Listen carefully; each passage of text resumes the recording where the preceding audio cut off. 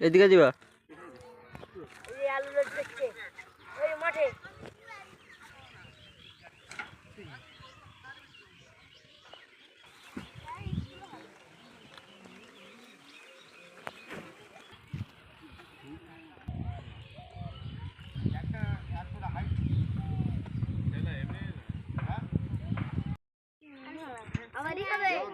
যা হয়েছে আলুর সাইজ কিন্তু ভালো দেখাচ্ছে তো।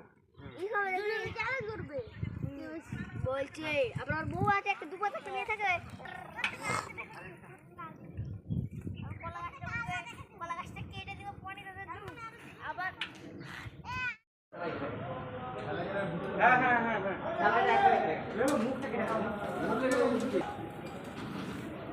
হ্যালো